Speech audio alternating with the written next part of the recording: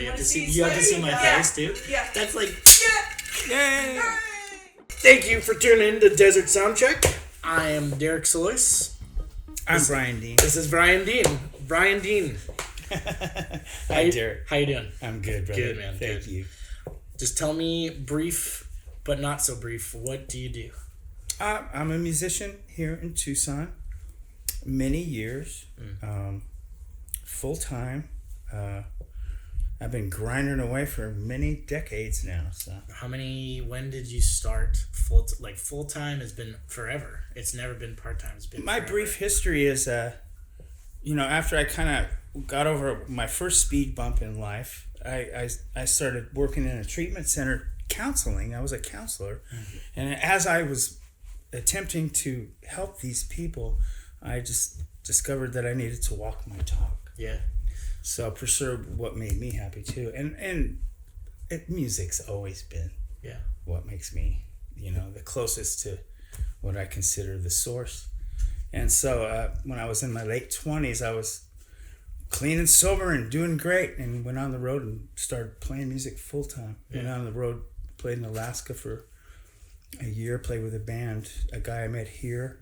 We went up there twice, and then I met another guy, and he had a band in Denver called Trick the Teacher, and a great bunch of guys. We went back to Alaska, and I played 9 months, and I've never fucking do that shit No, again. Ever. You were born here. Yeah. But see, that was my attempt back then. I really wanted to just be a full-time musician, and these bands would travel, and they would go travel around Alaska, and they had sent me these tapes. And back then it was just, I was playing top 40. Yeah. All this stuff popular. This guy would just get the top 40 charts, and he would look on there and he'd decide which songs we were going to do. That's awesome. And then it would be like, it was after, it was a trip, because the drummer, Kent, was a great guy, great drummer too, and we played with a sequencer. Yeah. So he had headphones on every night. So we were locked into arrangements, just locked in. And then every once in a while I'd get like 8 bars of, go ahead, you know what I mean? But everything else was off the record. Yeah, that's wild. So it was. What a contrast to how you play now. It is, because it really made me appreciate that. I don't want to do that anymore. Your coloring box, like your box of crayons, is so beautiful because the way you use them. Let me preface first before we even get further is this is our 3rd episode, and cool. I'm like starstruck.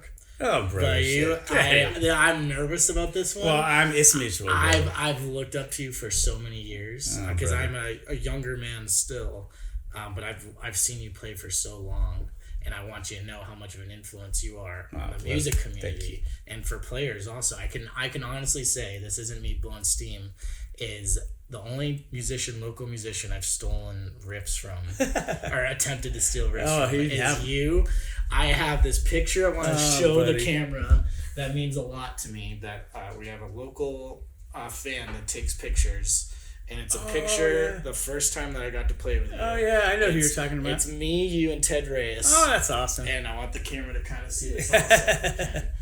Because it means that much to me. Oh, and that's awesome. I just want you to know you're a huge inspiration to me and many others in town. That just blows me away, buddy. It's because your hard work also. Because as a musician, a fellow musician, I almost laugh at my comparison to you, because I'm once a month, and I'm like, man, this is a grueling thing, and you're badass. You do it. Thank you. Often, we've grinded away. I admit it. Koko and I. We've had many of those nights, man, when there were nobody gave a shit. That's all right. You know what I mean? And we're just making our money and trying to, get better at what we're doing. A common topic I have on these is the community is a beautiful thing here in Tucson, and they're music lovers, and they show up, and it's almost like you were saying, is it's the inspiration a lot of the time is to show up and show out for the audience here. Yeah. You and I could just get up there and plink a couple notes and be done. But there's like a passion. And I owe everything to other people. Yeah. Period. I really do. I owe half of my whole thing to George Howard. Yeah. And then I would have to mention Sabra when I was I came back from the road. She hired me. She got this great gig, dude. Yeah. at Sakura. Yeah. And it was all of a sudden like crazy, like real money. Yeah. And it was 5 nights a week. And she was like hiring cats, and so she'd call me, and so all of a sudden I have this extra work, and so I started doing it regular with her. She was so gracious, and then she didn't want to do it anymore. So I was like, wow, and I ended up in that slot, and that was a big chunk of years. Koko and I just grinded that gig out, didn't we? And God! I also want to commemorate Koko also for being like such a badass bass player. Dude. Like makes it look easy. That's like a fairy tale. I won't even. That's like a book to open, you know. But it to watch and to listen. Her singing is beautiful. Mm-hmm. Her bass playing is incredible. Like, and she walks the walk for sure. And it's a treat. I'm sorry if I'm making you blush about you on camera, but I think it matters, right? The band is always sounding great. The first time I heard you out, really, I think it was Almosphere. And that was just always what a treat that was. That was a very fun band. I love Amo. Man, Amo is another one of those people that's so important. When I think of important musicians in town, huge. It's you and Amo. Huge. He's another one. He's he's a grinder. Yes. And he really just has fun with it. Yeah. And makes musicians inspired to want to do it. Yeah. You know? And something I was thinking about was, since you've been doing it for so long, and even in this community you've been doing it for a while, you've kind of seen the turn of the change that local music has, this live music goes through. You know, we're in the time now, we're coming back a little bit where there's a little bit more gigs, but I would imagine there's a time where it was hard because they could just put a karaoke machine in, or they can have a DJ, and the DJ, you don't really have to pay, you know. He's just trying to get his name out there. I remember when there were no TVs, or a TV would be absolutely rude. Oh, absolutely. I still think it should be. It is, but like now, like we deal with that shit all the time, right above my head. I mean, my joke with the band is like, when people clap for the game, always take credit. Yeah, absolutely. So always get on the mic. It's say, publicity, isn't it? Maybe it's like that's what it is. But yeah, it's changed a lot. What do you see is like a great switch in? Is there like a pattern currently now that was similar to before, like when it was easy to catch a gig? Because you have regular spots, obviously. You know, it seemed like it went from clubs, like clubs started getting more sparse. Yeah. And then we had to go into restaurants and taverns and try to mix that, and that was that angle with the food became something. It's weird, isn't it? It is weird. I think it's weird. I guess I've never... My first experience was at a brewery. I played at Nimbus Brewery. Yeah. That was a great play. Oh, yeah. Awesome. Yeah. You playing in a tin can. And the sound sounded awesome when you play in a sardine can, for sure. But they didn't really have food there. It was just a bar. And I was like, this is cool. And then we started getting restaurant gigs. And the waitress is walking in front of you, taking orders. And it just... You have to, we even like look in our... Like, if you're a real good pro, whatever, but when they come up and they order, the band goes, shoo. Oh, yeah. We'll have a thing. And they walk away and go, back up. It's interesting. It's really interesting. And I agree with you. I guess I've never been a part of the community when there have been clubs. I guess I can't think of a club that I've ever played. It's crazy. Plush was a bar, but it was kind of a club. It was like a night-ish club, and it's kind of dedicated to that. And before that, it was the Cafe Sweetwater. Okay. And those were the Cats. Okay. That played in there. Yeah. And God rest his soul, Carl Cherry. He just passed. Yeah. But he was with Javier. I have to mention this. Please. Group of guys back then. Javier, Giovanni, who lives in L.A., Renee Camacho. They I guess they both moved to LA and they lived together. Doug Martin, I'm trying to think. Oh, he's the fusion guy. Anyway, that's right. All these guys down at Cafe Sweetwater would get together on Thursday, have a jam, and that's cool.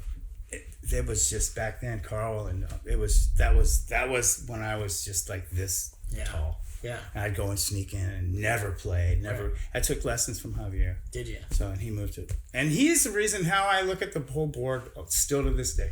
It is such a refreshing way to hear the guitar played the way you play. It reminds me of Peter Green. Oh, but I feel a lot like Carlos Santana. I feel like it's not just running the same old scales. It pulls me in these ways, and it's so beautiful to hear. It's fun to hear when it's a song that was written that didn't have a guitar player playing it, and it's so cool, and it's so necessary, like you're saying, for the love and like for the community, Yeah, absolutely. And what would you want the future to hold for you? Would you ever expect a club to ever rise again? Because there has to be cities, our scene is so big, and there's so many bands to pick from now. Yeah. And you've seen a lot too of bands arising, kind of going away and stuff like that. Yeah. And you've always been there. I think we have enough bands for a club to have a different show every weekend. Absolutely, dude. There's plenty. Yeah. I don't know how that could happen though. Would you ever see a club opening up ever again? Man, there's things that revolve around, because we're trying to do what we do, what we love to do. But then I'm in here's my dilemma back in the day. We had a great music gig, but then I get to the bar and they say, well, we only sold so much alcohol. Right. And then your pay is 10%. Yeah, or that's the vibe of, well, I might not have a gig next week because we didn't sell enough alcohol, so we need to sell alcohol. Like, it was kind of like, and then these things that were working against us at the time, you'd see, they dropped that people started having sobriety checkpoints. I wrote that song. Absolutely. Just pretty much why for that, because it was like, that was killing us. Yeah. And you can walk out of Chicago bar and you see that guy sitting across the street. Dude, can you go somewhere else? You want to know a place that oversold? It would be that place. Great spot though. Yeah. I've seen some of the best musicians. Mike Ballmer, like we were just talking about, is one of my favorites also. And that guy can just make you feel. I remember him when he was just a kid, dude.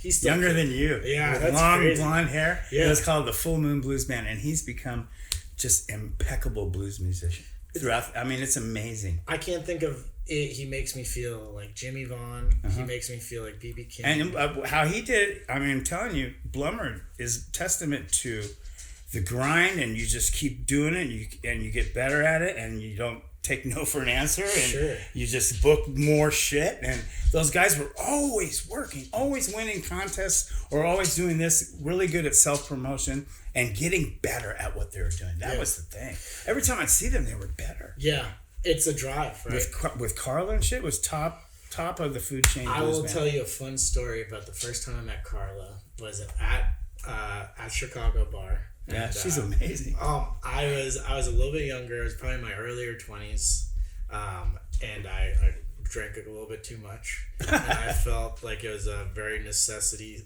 to approach Carla and confess my love for her. And she didn't take it very well. I don't think it was an insult, but she pushed me off. She hears it all the time. So I'm just another boy in her trying to get the phone number, I guess. But it's fine. But that kind of thing. Yeah. It is just an incredible band. Yeah. And the drive, like you're explaining. Could you explain just a little bit of when you were coming up as a guitar player? Because I want to even know, when you were talking about your 20s kind of running around, were you writing music yet? Marshall is his name. Marshall, the fusion guy? The fusion guy. Okay. And ask me again, I'm sorry. Oh, that's okay. That's okay. What did you Were you, when did the music writing start for Bryan Dean? Dude. Has it always been a thing? That is the shit. Thank you for asking. Yeah, absolutely.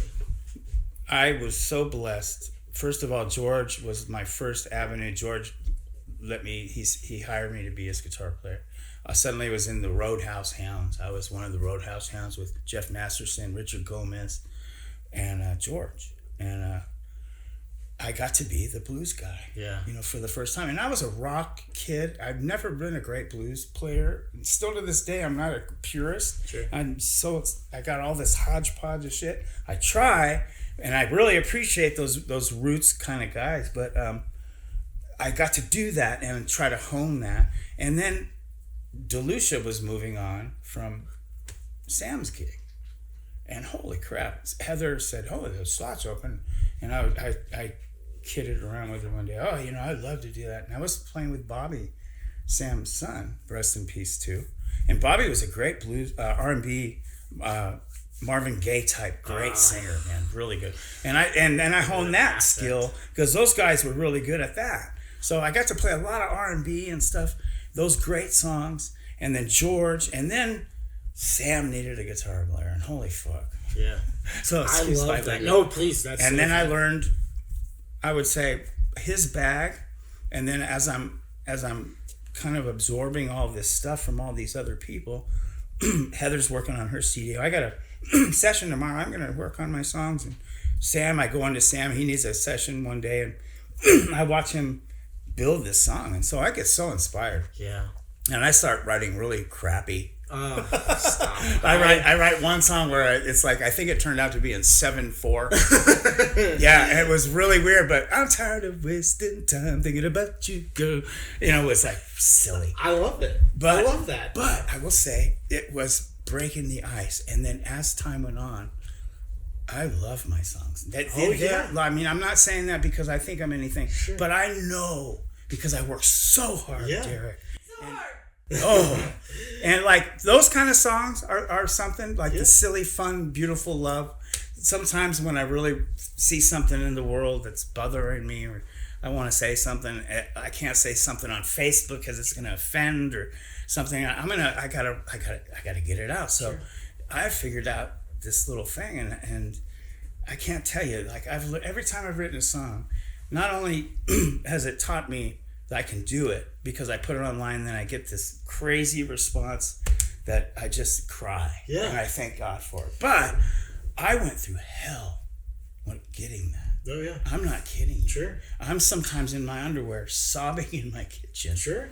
When I go, oh, that's it. Yeah. But that's it part was this, like, I don't know how to explain it. You have to go through this. And that's the thing that I'll just say about AI. It scares the hell out of me because if you're outsourcing your ideas, when you're riffing, and you got to go through all the bullshit to get to the thing. Yeah. So like the thing is in there, but you got to go, oh no, and then maybe even have a night where you go to sleep and you go, fuck, I can't sleep. That song, I hate that, and because you have just enough of it where you know, but it's still not right, and then you get up, holy shit, that's it, and then the main thing is I feel like don't get me wrong, I see the world how this is as real as I can be with you because I'm hitting my heart now. But I see the world as it is, and it bothers me. And I see all the tributes, and I see all the decadence, and I see the distractions, and I'm looking behind it all.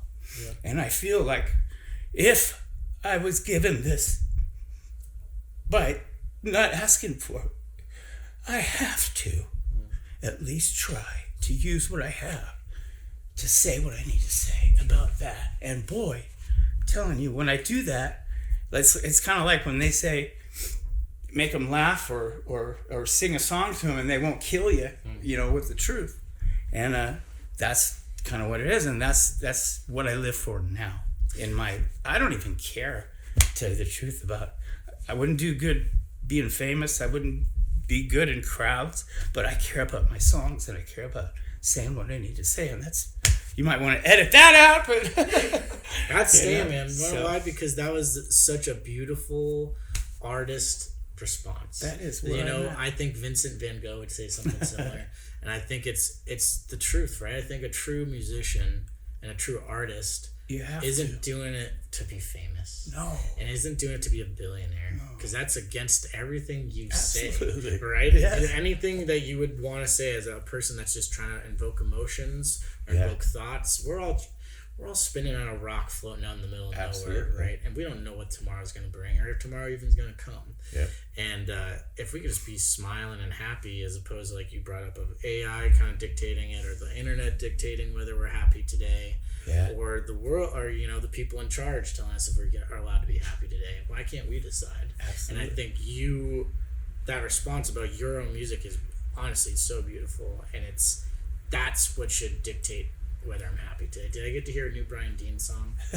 And like when I heard him play this time, it's like, or the next time I hear him play, I hope he plays that song again. Oh. And I think that's true to like what I think every musician, if you want a real drive again, as opposed to how these songs get written of, it's an AI written song, a true song from like Led Zeppelin. I doubt those guys wrote bangers every time. You and I both know I've listened to every Zeppelin album. Some of them are stinkers, right? Yeah, and absolutely. they're my favorite. Yeah. But that's true art. Yeah.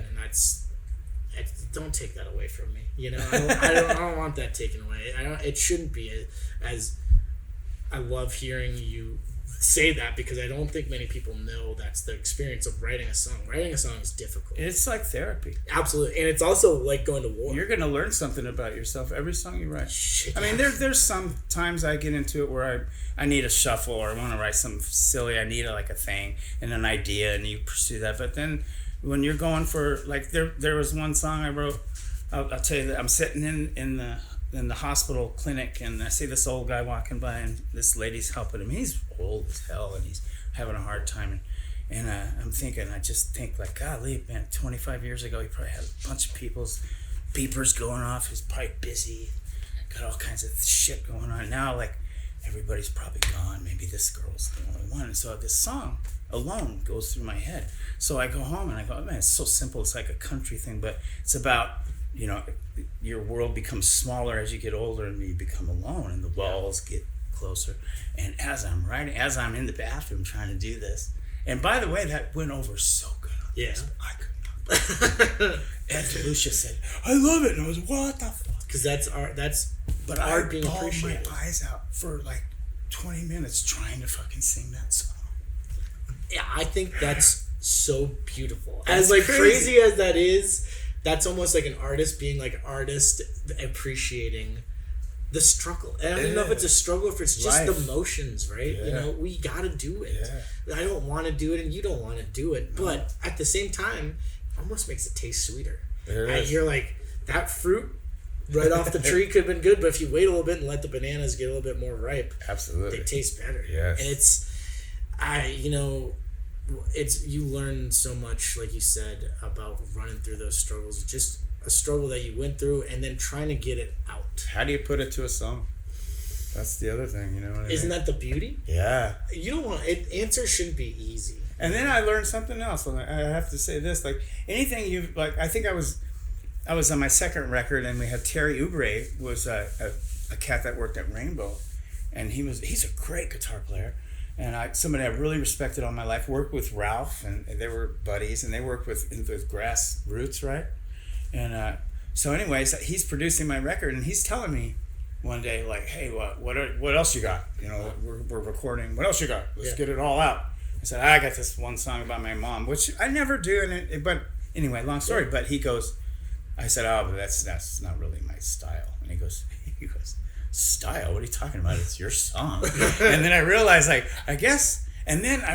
anything you've ever heard in your life, anything, whether it be Tejano or reggae, or it's going to influence your songwriting. Like, and it's really weird. Like, if I've never put myself in a box where I got to write blues, or I have to write this style of music. Yeah. So then there might be a country song that comes like alone. I heard a big cowboy singing that thing, like a sad guy. Yeah. And that's how you wrote it.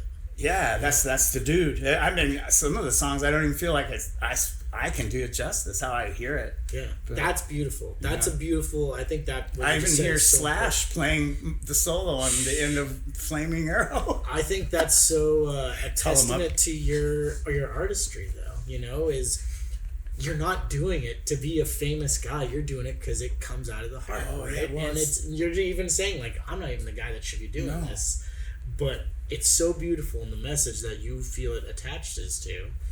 It has to go out. Yeah, and you know, I will say this too. At some point in the process, it becomes like you're kind of digging, trying to find the thing, and then especially if you get two sections, then it leads you. Yeah. Now it becomes a life of its own. You get up and it's in your head, and now it's a thing. It's like it's out here, and now you have to deal with it. Yeah. And so now I have to finish it. It's like a kid. That's so cool. Like that's the best part of the process. You gotta water the plant. Yeah. You know? The plant, you gotta nurture. You get up one day and you look at the picture and you go, oh. I don't like that part. Well, that's what's really cool too, right? Things change, and it's something that's cool that I always love. Just watching live music is you listen to the record. I'm sure it was like this. I was a 90s kid. I was born in 93, so I didn't get to go to those fun concerts or listen to record player music. But I feel like you'd listen to Led Zeppelin too, And then you hear it live, and it'd be like a different song. Oh my God. Over the years, it adapts into different songs. Yeah. And you're the artist. You're the sandwich maker. Yes. You get to put some tomatoes on it sometimes. And it's so rad. And you are, one of those writers. Very few bands locally get to throw in their originals, and it goes over. But I would say yours go over. It's really weird, dude, because we get away with that, and it freaks me out too. Yeah, I'm at resorts sometimes and we play originals, but we sneak them in the time of the season, and then one of our songs, and then another popular.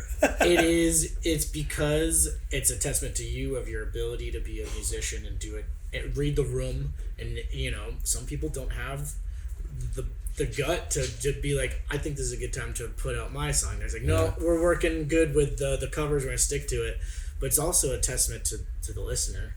They're still there where they appreciate the music. And I will say this, I know that I can sell, after I'm done with it, after I've worked on it really hard, I can sell that as good as any cover I can play. Absolutely. I know I can. I think it almost... And a lot of times people connect with me more because this is a song that so I'm, that worry song you play, or they think shit like that. So that's awesome, because it's still here then. I mean, that's a testament to the people that love the music. They're open to not hearing the top 40 covers and the same songs. You and I have heard so many bands. Oh boy, dude. You probably heard the same song 1,000 times, and it's not even your band playing it, right? Mm-hmm. And it's a different band playing it every single time. Yeah. It's cool that you get to be a motivator to kind of branch out of that system. Yeah.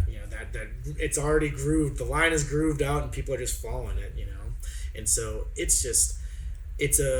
I'm hopeful in the sense, when I started playing live music, there wasn't many people my age doing it. I was the youngest kid on the block, and it was hard for me. You're amazing. You blow me away for that, dude. It's you have paved the way, and you've allowed me to do stuff like that I get to do. But you've done it for so long, and you've kept those ears entertained for so long. And that's what's really cool. Bless your heart, brother. These people come out still. There's people in their 70s, and they're still coming out 3 nights a week. And it's because of people like you that have been doing it for so long and keeping people reeled in, and it matters. And it's harder to get these. That's one thing I will say I love about you, brother, is that I even told Koko, because back in the day with Sam, I was one of these younger cats. There was other cats, and there was always those young dudes that coming up, like they're looking, what kind of amp you got there? And they were like sniffing around. They're at the jam the other day, and they're like, and I don't see that anymore. Yeah, I see. Don't get me wrong. I see a bunch of old farts now. Yeah. Like, where are the young people?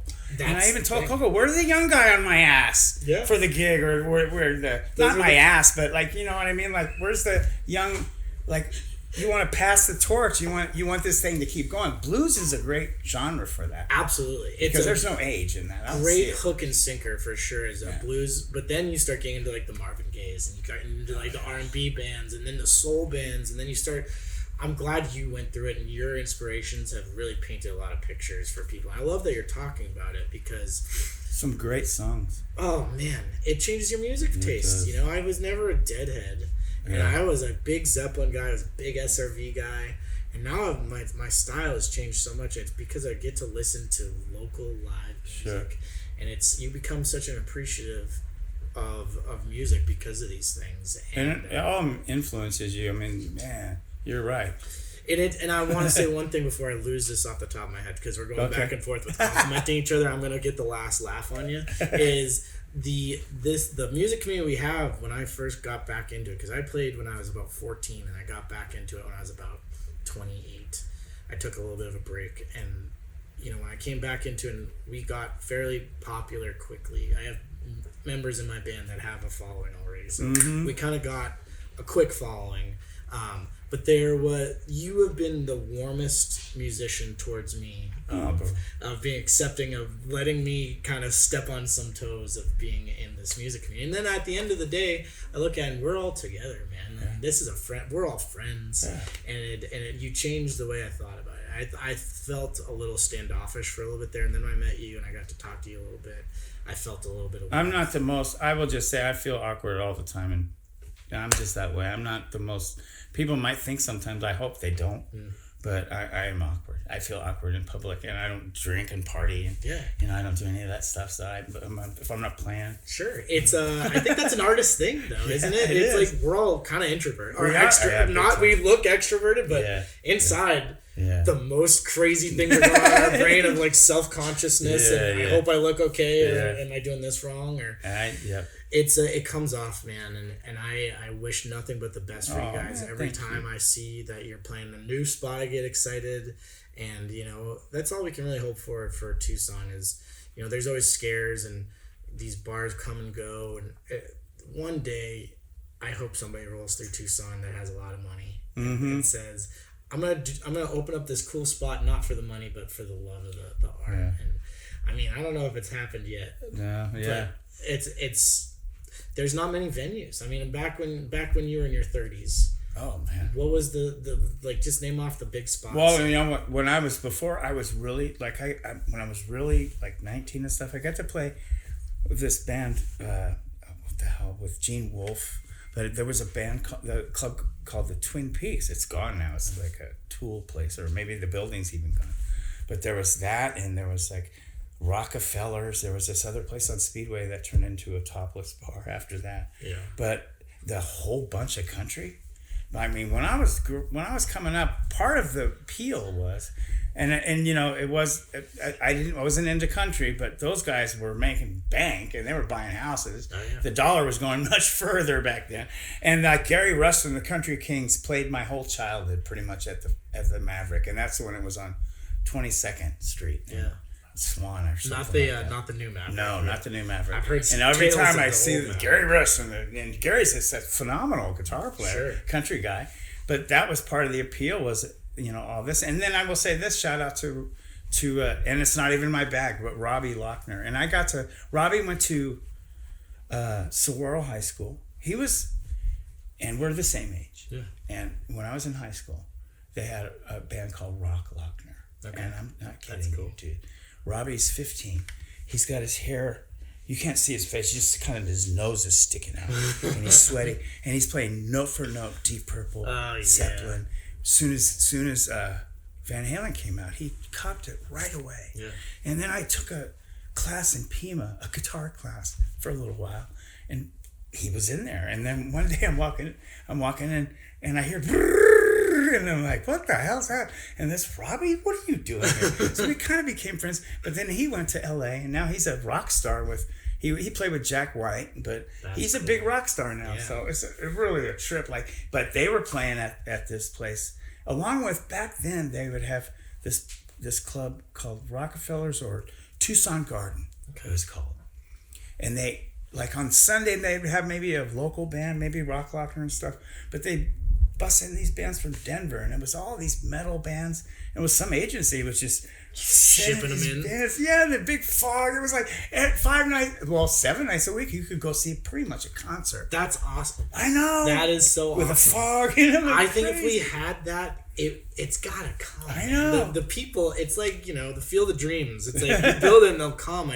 Just how do you convince somebody? And that club was the size of a freaking grocery store. Oh man, it was. It was huge. Way over there was a bar, and then you walk away over there. Yeah, cool table section. It's a legitimate venue. Mm-hmm. It's a legitimate venue.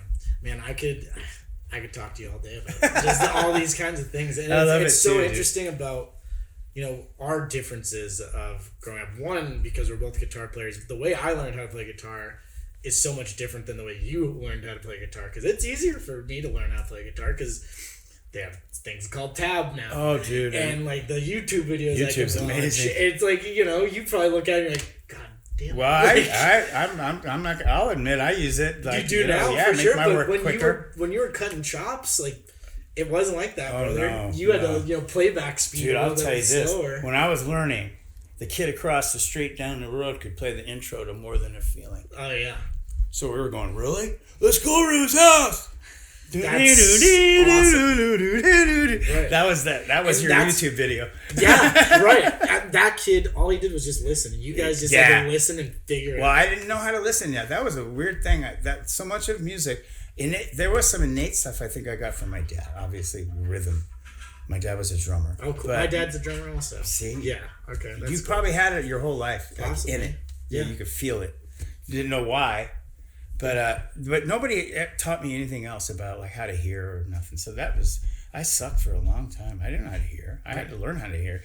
Koko, I've learned how to hear through her more because her ear's impeccable. So bass players always like, oh shit. Bass players always listen better than guitar players. Everyone, we get all the kudos, but it's it's the bass player. Yeah. I make fun of bass players anytime I can. I'm sorry, but they're honest. They are the musicians. Yeah. You know, they let us do the fun things when they're holding it down.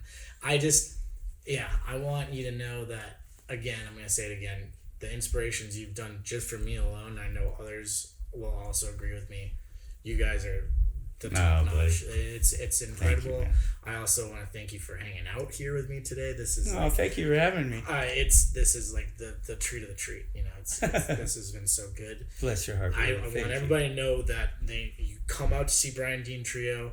Are we scheduled to play any other bands? Are you sitting? What's We're doing other stuff with Doc. Oh, yeah. Doc, we have a band called Organic Funk Alliance. Yes. And then I play in his other thing called Soul Organization, which really is the same band minus Koko. Because he works on his... sucks way more. It's like he works on his left hand, and it's a budget thing. Yeah, sure. But Koko does get pretty much the same thing. Yeah. And I get to play one thing. That's cool is I get to go embarrass myself at the Century Room.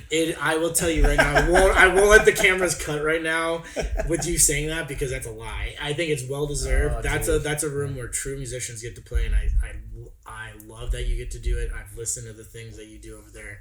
No embarrassment. You walk in there though and you see the pictures, you know, and then you realize like there's no hacks on this stage. So ever. take that with you. Put that in your back pocket. You're not a hack. For sure. Well, it's appreciated. Go see these guys. Go see Bryan Dean. Tip jars are important. These guys are doing it. Bless you, bro. Thank you. This is for your living. And we should arrange a show together. If those are the days where I can't I black out a little bit when I talk with you because it's a surreal We were talking moment. about this because sometimes gigs come up. The guy you want, like, you have a gig and you need somebody needs a time off, and the one guy you can't do it. And now my booker's like, I need to expand it, so I need to find other people to work with. So that's kind of how that works. It would be such an honor, and like I said, I grew up following you, so it's a full circle moment for me. But yeah, please everybody listen to Bryan Dean. Try to find where he is. How do we find you? What are we looking at? Facebook? Facebook, Bryan Dean Trio, and BryanDeanTrio.com. Cool. Yeah. And all the future shows are on there. Yeah. I love it. Well, awesome, Bryan. I Thank appreciate you, this, man. This is Thank you for having me. I appreciate it so much, man. Thank you. Yay!